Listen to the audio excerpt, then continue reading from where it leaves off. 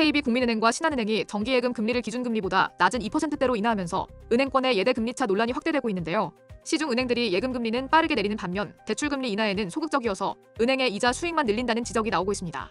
KB국민은행은 지난 24일부터 대표 수신상품인 KB스타 정기예금 최고금리를 연 3.0%에서 2.95%로 낮췄습니다.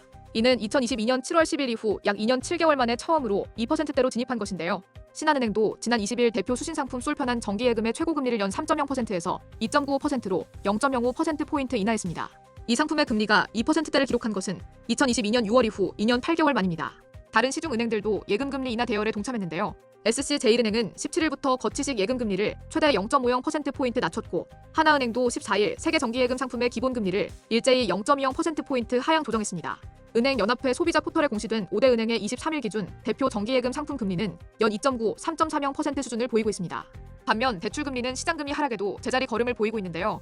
은행연합회에 따르면 5대 시중은행의 신규 취급액 기준 가계 대출금리는 지난해 9월 4.29%에서 12월 4.75%로 오히려 0.46%포인트 상승했습니다.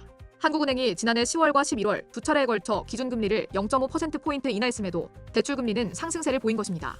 은행들은 대출금리가 기준금리, 가산금리, 우대금리를 합산해 결정된다고 설명하는데요. 그러나 은행들이 각 사재량으로 책정할 수 있는 가산금리를 올리거나 우대금리를 낮추면서 대출금리가 시장금리 하락폭만큼 떨어지지 않았다는 분석입니다. 실제로 5대 시중은행의 지난해 12월 평균 가산금리는 3.17%로 인하 전인 9월 대비 0.09%포인트 올랐습니다. 같은 기간 우대금리는 1.4%포인트 감소했는데요. 이처럼 예대금리차가 확대되자 금융당국이 개입에 나섰습니다. 한국은행 통계에 따르면 예금은행의 지난해 12월 기준 예대금리차는 1.43%포인트로 전월보다 0.02%포인트 커졌는데요. 4개월 연속 확대된 수치입니다. 김병환 금융위원장은 24일 원래 기자 간담회에서 대출금리도 가격이기 때문에 시장 원리는 작동해야 한다며 이제는 반영할 때라고 강조했습니다. 금융감독원은 지난 21일 은행 20곳에 공문을 보내 차주별 상품별 준거 가산금리 변동 내역과 근거, 우대금리 적용 현황 등의 자료 제출을 요구했는데요. 기준금리 인하가 가계대출에 미치는 효과의 합리성 등을 점검하겠다는 의도입니다. 반면 은행권은 지난해 하반기 금융당국의 가계대출 총량 관리 정책에 부응하기 위해 대출금리를 조정했다는 입장인데요. 이런 가운데 한국은행 금융통화위원회는 25일 통화정책방향회의에서 기준금리를 3.0%에서 2.75%로 0.25%포인트 인하했습니다. 이는 지난해 10월 이후 세 번째 인하입니다.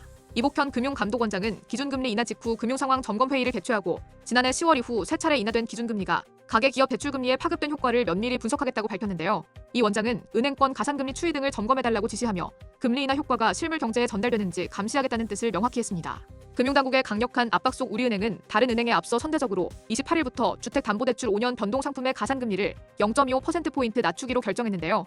또한 다음 달 초부터는 우리 WON 갈아타기 직장인 대출금리도 0.20%포인트 인하할 예정입니다. 그러나 일각에서는 우리은행의 선제적 대응에도 불구하고 다른 은행들이 가산금리 인하나 우대금리 확대에 적극적으로 동참할지는 여전히 불투명하다는 평가가 나오고 있습니다. 예금금리는 빠르게 내리면서도 대출금리 조정은 느리게 진행해 예대금리차를 유지하려는 은행권의 행태가 실질적으로 개선될지 의문이라는 지적입니다.